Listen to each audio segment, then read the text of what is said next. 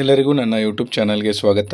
ಇನ್ನೂ ಯಾರೂ ಕೂಡ ನಮ್ಮ ಚಾನಲ್ಗೆ ಸಬ್ಸ್ಕ್ರೈಬ್ ಆಗಿಲ್ಲ, ಕೂಡಲೇ ಸಬ್ಸ್ಕ್ರೈಬ್ ಆಗಿ ಮತ್ತು ಆದರ್ಶ ವಿದ್ಯಾಲಯ, ನವೋದಯ, ಮೊರಾರ್ಜಿ, EMRS ಪರೀಕ್ಷೆಗಳಿಗೆ ಸಂಬಂಧಪಟ್ಟಂಥ ಹೆಚ್ಚಿನ ಮಾಹಿತಿಗಾಗಿ ನಮ್ಮ ಚಾನಲನ್ನು ಸಬ್ಸ್ಕ್ರೈಬ್ ಮಾಡಿ ಇಟ್ಕೊಳ್ರಿ.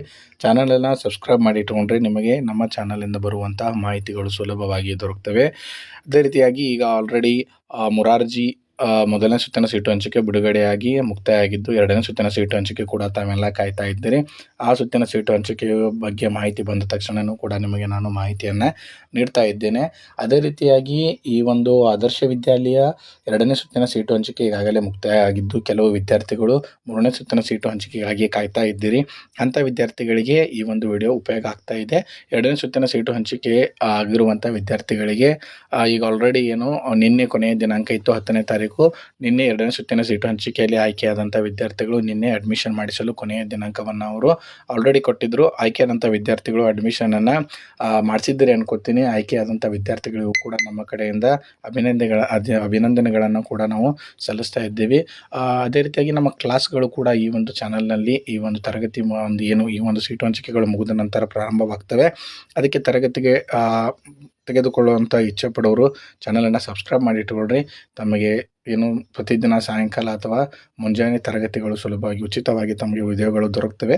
ಅದೇ ರೀತಿಯಾಗಿ ಇಲ್ಲಿ ನಾನು ಈ ಎರಡನೇ ಸುತ್ತಿನ ಸೀಟು ಹಂಚಿಕೆ ಅಡ್ಮಿಷನ್ ಆದ ನಂತರ ಈ ಮೂರನೇ ಸುತ್ತಿನ ಸೀಟು ಹಂಚಿಕೆಗೆ ಎಷ್ಟು ಸೀಟುಗಳು ಉಳಿದಿವೆ ಅನ್ನುವಂಥ ಮಾಹಿತಿಯನ್ನು ನಾನು ಇದರ ಒಂದು ವಿಡಿಯೋದಲ್ಲಿ ನಿಮಗೆ ಮಾಹಿತಿಯನ್ನು ನೀಡ್ತೇನೆ. ಅಂದರೆ ಮೂರನೇ ಸುತ್ತಿನ ಸೀಟು ಹಂಚಿಕೆಯಲ್ಲಿ ಎಷ್ಟು ನಿಮಗೆ ಸೀಟುಗಳು ಉಳಿದಿದ್ದಾವೆ, ಎಷ್ಟು ವಿದ್ಯಾರ್ಥಿಗಳು ಅಂದರೆ ಮುಂದಿನ ಸೆಲೆಕ್ಷನ್ ಲಿಸ್ಟಲ್ಲಿ ಎಷ್ಟು ವಿದ್ಯಾರ್ಥಿಗಳ ಲಿಸ್ಟ್ ಬರ್ಬೋದು ಅನ್ನೋದರ ಮಾಹಿತಿಯನ್ನು ನೀಡ್ತಾ ಇದ್ದೇನೆ.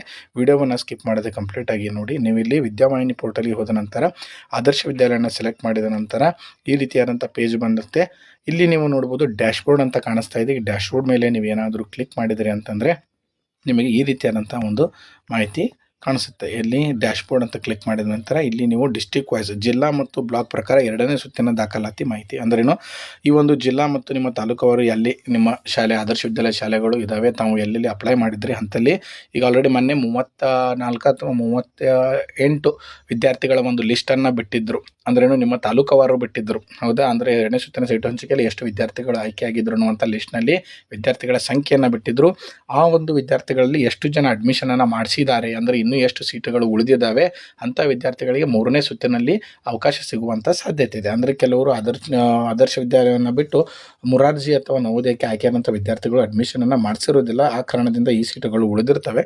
ನೀವಿಲ್ಲಿ ಉದಾಹರಣೆ ನೋಡ್ಬೋದು, ಬಾಗಲಕೋಟೆ ಬಾದಾಮ ಅಂತಿದೆ. ಇಲ್ಲಿ ಒಟ್ಟು ಸೀಟ್ 67 ಸೀಟುಗಳನ್ನು ಬಿಟ್ಟಿದ್ರು ಅವರು ಎರಡನೇ ಸುತ್ತಿನ ಸೀಟು ಹಂಚಿಕೆಗೆ. ಇಲ್ಲಿ 33 ವಿದ್ಯಾರ್ಥಿಗಳು ಮಾತ್ರ ಅಡ್ಮಿಷನನ್ನು ಮಾಡಿಸಿದ್ದಾರೆ.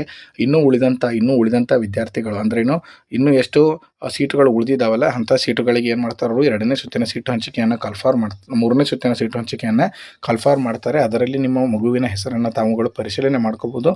ಅದೇ ರೀತಿಯಾಗಿ ಇಲ್ಲಿ ನೋಡ್ಬೋದು ನೀವು ಬಳ್ಳಾರಿ ವೆಸ್ಟ್ ಅಂತ ಇದೆ. ಇಲ್ಲಿ 76 ಸೀಟುಗಳನ್ನು ಅವ್ರು ಏನು ಮಾಡಿದ್ದು ಎರಡನೇ ಸುತ್ತಿನಲ್ಲಿ ಕರೆದಿದ್ದರು. ಅದೇ ರೀತಿಯಾಗಿ 33 ವಿದ್ಯಾರ್ಥಿಗಳು ಮಾತ್ರ ಇಲ್ಲಿ ಏನು ಮಾಡಿಸಿದ್ದಾರೆ, ಅಡ್ಮಿಷನನ್ನು ಮಾಡಿಸಿದ್ದಾರೆ.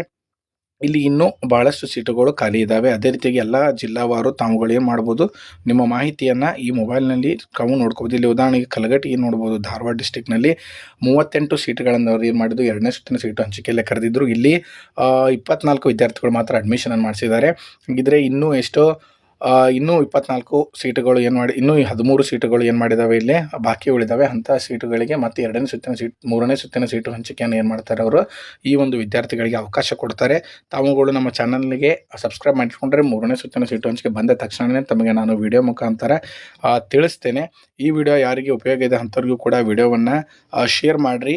ಇದೇ ರೀತಿಯಂಥ ಹೆಚ್ಚಿನ ಮಾಹಿತಿ ತಮಗೇನಾದರೂ ಯಾವ ರೀತಿ ಚೆಕ್ ಮಾಡಬೇಕಂತ ಗೊತ್ತಾಗಲಿದ್ದರೆ ತಾವುಗಳು ಕಮೆಂಟ್ ಮುಖಾಂತರ ನನಗೆ ಕೇಳಿದರೆ, ತಾವು SATS ನಂಬರನ್ನು ನನಗೆ ಕಳಿಸಿದರೆ ನಾನು ವಿದ್ಯಾರ್ಥಿ ಆಯ್ಕೆ ಆಗಿದೆ ಇಲ್ಲ ಅನ್ನೋದನ್ನು ಕೂಡ ನಿಮಗೆ ತಿಳಿಸ್ತಾ ಇರ್ತೀನಿ. ಓಕೆ, ಕೆಲವರು ಕೇಳ್ತೀರಿ SATS ನಂಬರನ್ನು ಕಳಿಸಿ ಅಂದ್ಕೊಳ್ಳಿ, ಯಾವುದೇ ರೀತಿಯಾದಂಥ ರೆಸ್ಪಾನ್ಸ್ ನಿಮ್ಮ ಕಡೆಯಿಂದ ಬರೋದಿಲ್ಲ.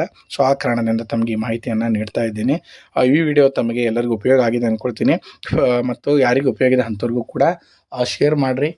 ಯಾರು ಕೂಡ ಸಬ್ಸ್ಕ್ರೈಬ್ ಆಗಿಲ್ಲ, ಸಬ್ಸ್ಕ್ರೈಬ್ ಮಾಡಿಕೊಡ್ರಿ ಹೆಚ್ಚಿನ ಮಾಹಿತಿಗಾಗಿ ಅಂತ ಹೇಳ್ತಾ ವಿಡಿಯೋವನ್ನು ಕಂಪ್ಲೀಟಾಗಿ ನೋಡಿದ್ದಕ್ಕೆ ತಮಗೆಲ್ಲರಿಗೂ ಕೂಡ ಧನ್ಯವಾದಗಳು.